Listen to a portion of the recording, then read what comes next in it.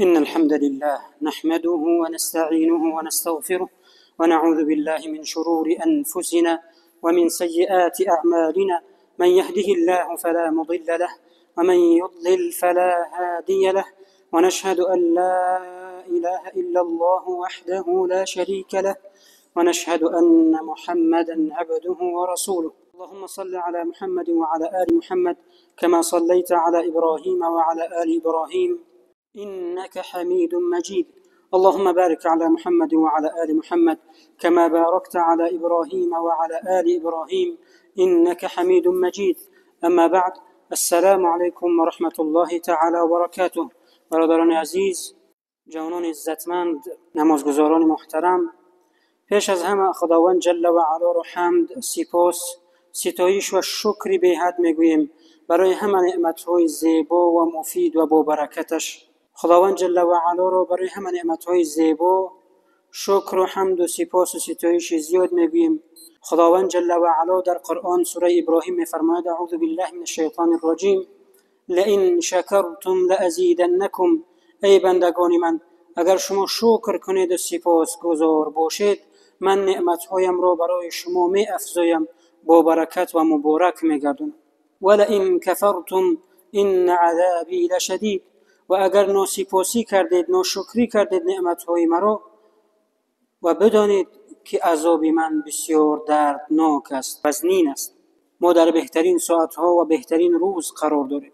در این روزی که حضرت آدم علیه السلام خلق شد و در این روز داخل جنت گردید و در همین روز از جنت در این دنیا فرستاده شد.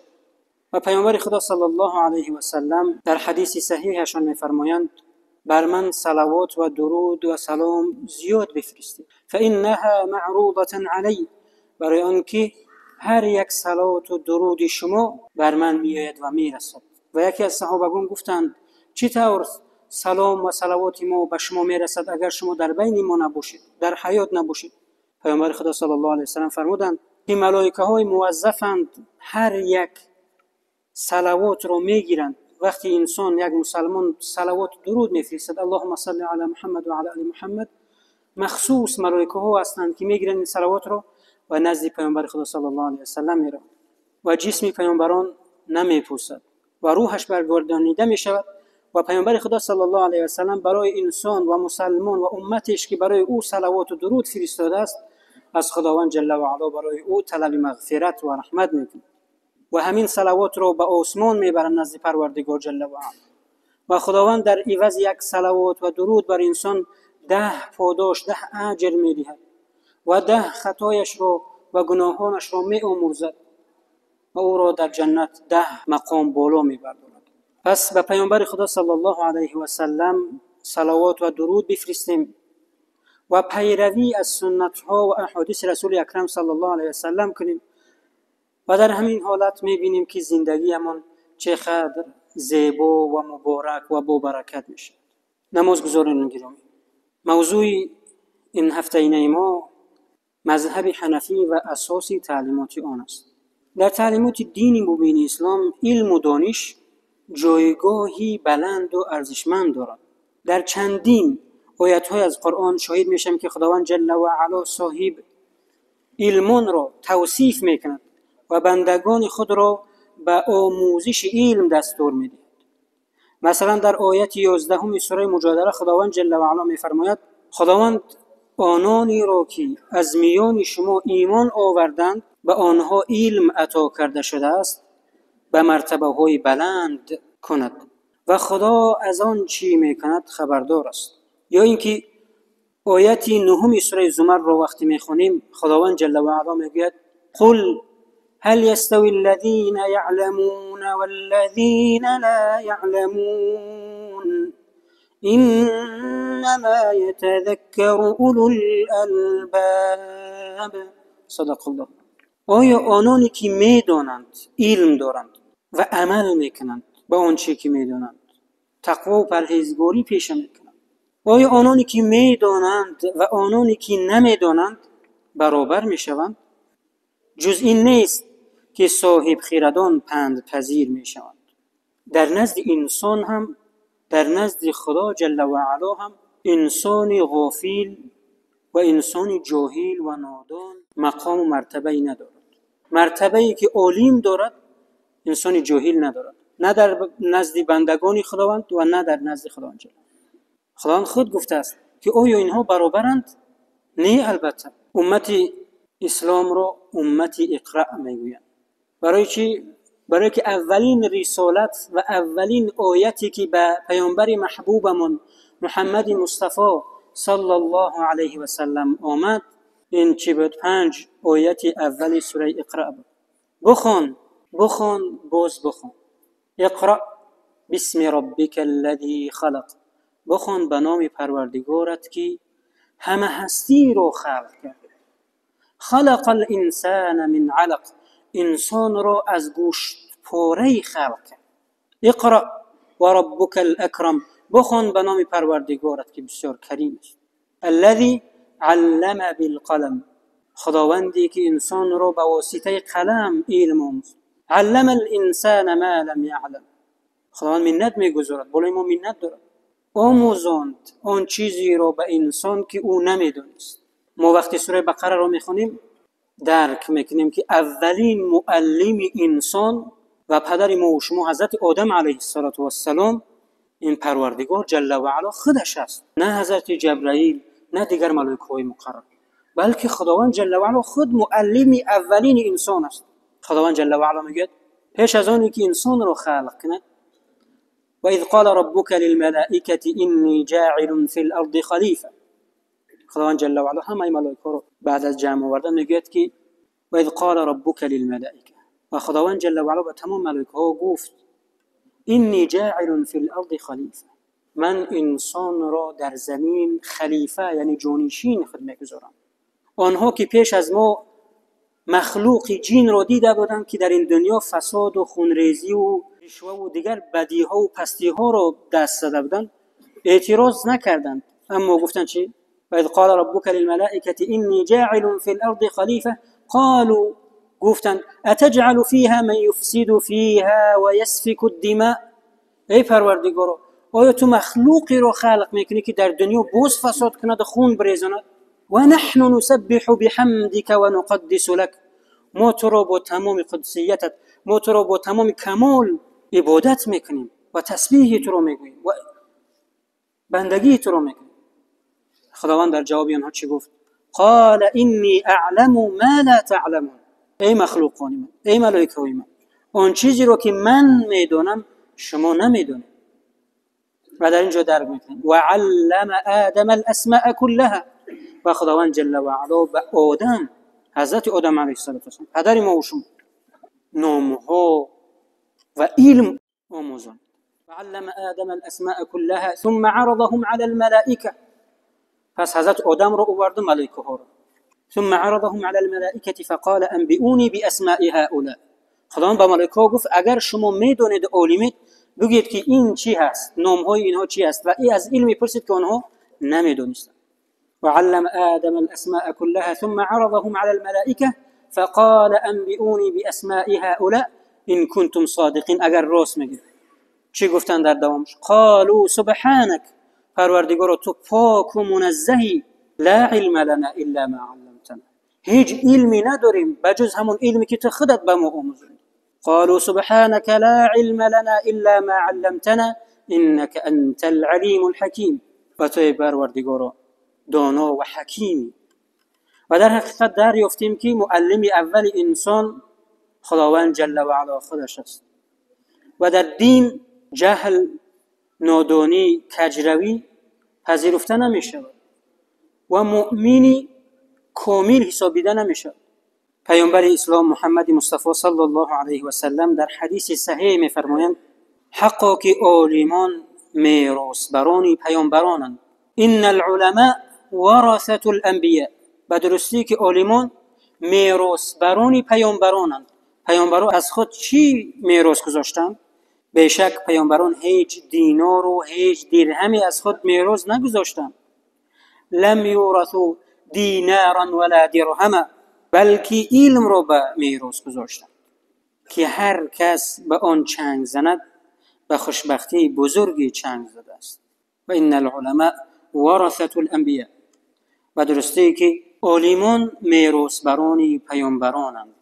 پس برادران عزیزم، عالمان همون تا وقتی هست، استادان تا وقتی هستند، به قدر آنها برسیم، از علم آنها، از تقوی آنها بهره بریم. پیامبر خدا صلی الله علیه و سلم می‌فرماید ان من اشراط الساعه ان یرفع العلم، او کما قال رسول الله صلی الله علیه و سلم. و یکی از نشانه های قیامت این است که علم برداشته می شود، کتاب ها از زمین گم نمی شوند، بلکه عالمان از بین که می روند، علم هم آهسته آهسته در بین مردم بی‌قدر می شود. هر امتی که، هر مردمی که، هر قوم و ملتی که اگر عالمانش را دوست ندارد، از عالمانش استفاده نیک نکند، آنها را احترام نکند، به خواری و ذلیلی می رود. در اینجا نه تنها عالمان دین در نظرند، عالمان دین و دنیا، عالمانی که در برابر علمشان تقوا و پرهیزگاری و عمل دارند به علمشان. مسئولیت عالمان خیلی وزنین است. با ابتکار اساسگزار صلح و وحدت ملی، پیشوای ملت، پرزیدنت جمهوری تاجیکستان محترم امام علی رحمان، سال 2009 سال بزرگداشت امام اعظم اعلان گردیده بود که تجلیل حیات و فعالیت این شخصیت معظم و برومند پیش از همه وابسته به اعمال و رفتاری بی سابقه و یگانه او محسوب می‌یافت. پس از تجلیل بزرگداشت امام اعظم در وطن عزیز و محبوب ما، برادران عزیزم، این هم نشانه از قدردانی بزرگان ما و شما و بزرگداشت علم و معرفت است که مردم توجه کنند. اگر ما و شما افتخار کنیم، اگر افتخار رویکی به ما و شما هیچ منفعتی نمیبخشد، افتخار رویکی به هیچ ملت خیری نبخشیده است و به ما هم هیچ خیری ندارد. اگر در برابر افتخارمون آنها را اسوه و قدوه بگیریم، آنها را الگو بگیریم و زندگیمون را تغییر بدهیم، تحولاتی در زندگیمون ایجاد کنیم، در این حالت می سزد که انسان بگوید که خداوند رحمت کند، از علم امام بخاری، از کتاب‌ها و از حدیث‌های صحیحش استفاده کردیم و زندگیمون را تغییر دادیم.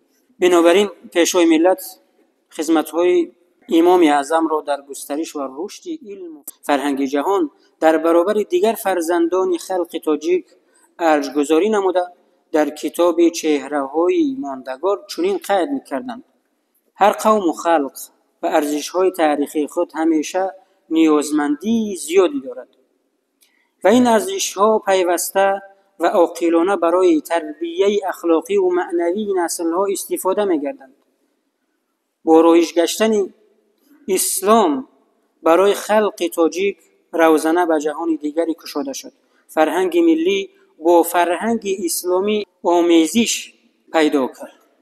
در نوبت خود ارزش‌های تاریخی خلق تاجیک فرهنگ اسلامی را باز هم غنی گرداند. در امر خیر ایجاد ارزش‌های ملی و تاریخی فرزندان بزرگ خلق تاجیک، امام اسماعیل بخاری، یعقوب و امر لیثی صفاری، آل سامان و به خصوص نماینده این خاندان باننگ و باناموس اسماعیل سامانی نقشی برجسته و بیگزن دارد.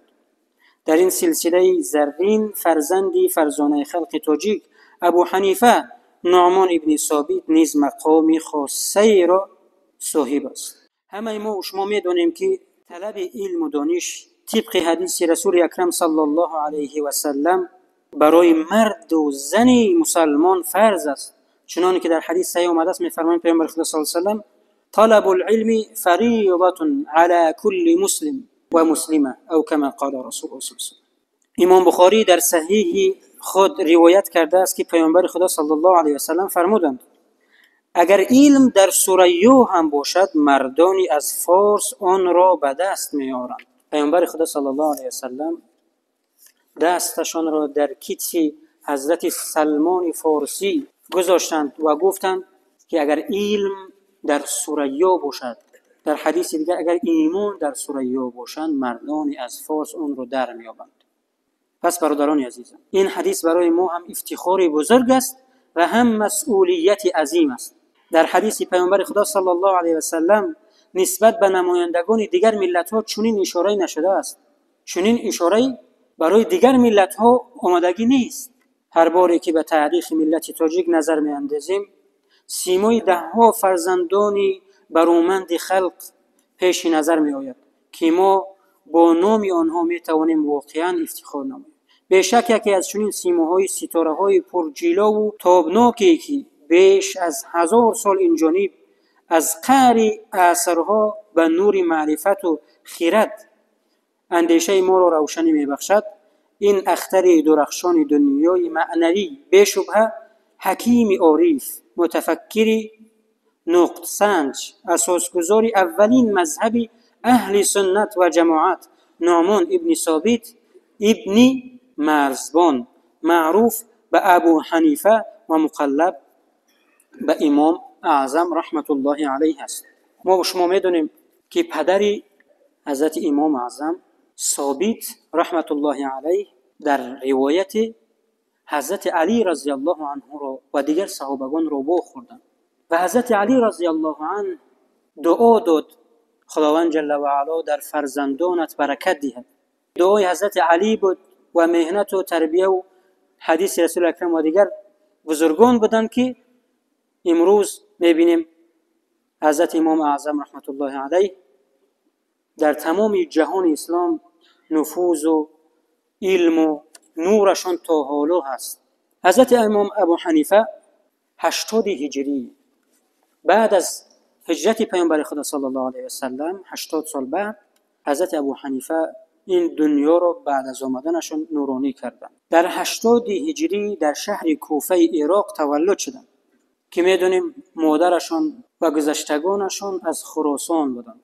آنها از همین ملت بودند. پس این یک مسئولیت بزرگ است برادران عزیزم. چنانکه که میدونیم پدری حضرت امام ابو حنیفه یکی از تاجران مشهور بود که در راه خداوند انفاق میکرد، در راه خداوند نکو کاری میکرد و فرزندش هم حضرت امام اعظم رحمت الله علیه در سن خردسالیشون قرآن را کامل حفظ کردند. قرآن بود که معنای قرآن، فهمی از قرآن، عملی از قرآن بود که امام ابو حنیفه را امام ابو حنیفه کرد. متاسفانه امروز قرآن تنها بعد از مصیبت ها در خانه ها خوانده می شود. متاسفانه قرآن امروز بالای شفنرها چنگ می گیرد. متاسفانه بعضی ها هم می خوانند اما به فهم آن ذوق دارند، شوق دارند برای خواندنش، اما به فهم و معنای آن کوشش نمیکنند و عمل بر آن کوشش نمیکنند. وقتی ما قرآن را از جیوان گرفتیم و خاک بالایش را تازه کردیم و خواندیم و فهمیدیم و درک کردیم که خداوند جل و علا به ما چی میگوید و به اون عمل کردیم، در همین صورت ما بهترین امت خواهیم شد. وقتی عمل کردیم دیگر وحدت ما رو، سرجمعی ما رو هیچ کس پراکنده کرده نمیتواند. ما رو هیچ کس گمراه و کجرو کرده نمیتواند.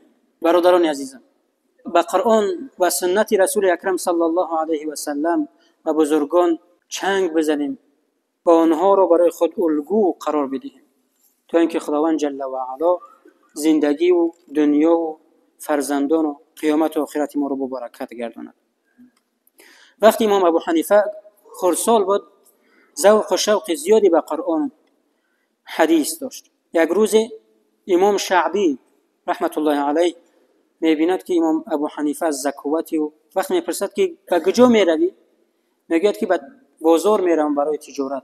میگوید نه، برای کدام، از پشت کدام امام میروی؟ آیا برای حدیث میروی؟ برای خواندن تعلیم حدیث رفته ایستاده؟ در کدام جنبه ها تو میخواهی که استعدادی بلند داشته باشی، عالم باشی؟ او را نصیحت میکند که علم بیاموز و از دین. میگوید که اگر قرآن را که حفظ کردم، سنت و حدیث رسول اکرم صلی الله علیه و سلم را حفظ داشتم و در فقه حضرت امام ابو حنیفه بسیار یک استعدادی بلند داشتند. استاد امام ابو حنیفه رحمت الله علیه استاد حماد ابن سلیمان بود، یکی از قاضی القضات کوفه بود. پیش اون کس تعلیم گرفتند فقه را، در جای رسیدند که برابر اون کس بود. در نبودن خود امام ابو حنیفه را در جای خود میگذاشتند. و حماد از ابراهیم النخعی شاگرد آن کس بود. ابراهیم النخعی شاگرد علقمه ابن قیس بود که علقمه بسیار مشهور است با علم و فقه و حدیث و قرآن و علمی که دارد. علقمه باشد شاگرد حضرت علی رضی الله عنه و شاگرد عبدالله ابن مسعود بود. امام ابو حنیفه ثروتمند بود، در برابر تجارتش، در برابر دیگر علم آموزی شاگردان و دیگر انسان‌های نیازمند را بسیار کمک می‌کرد. استادان را در دستشون دعا نمی‌گرفت، اما در کفش‌هایشون می‌ماند تا اینکه خاطرشون خلل نشود. هم با مالش هم با علمش خدمت کرد تا اینکه به اینجا رسید. واقعاً شخصانی بزرگی چون امام اعظم رحمت الله علیه تنها ملت و محل محدود نبوده، بزرگی آنها از این دایره ها بیرون آمده بهر خدمت اهل بشر وسعت جهانی پیدا می‌کند که نشانه واضحی و اعتراف و احترام ملت و خلق‌های گوناگون است.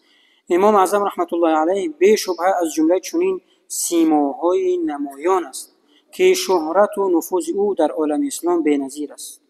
رسالت امروزه ما برادران عزیزم، فرزندان ما، نابغه عالم اسلام پیش از همه آگاهی فراگیر داشتن از اصل تعلیمات تحمل گرانایه آن است و وسیله از همه گونه کجی و کج روی و کج فهمی ها و زیاد روی ها و خرافات پرستی ها، اسرافکاری و دیگر خصلت های بد انسانی در امان باشد.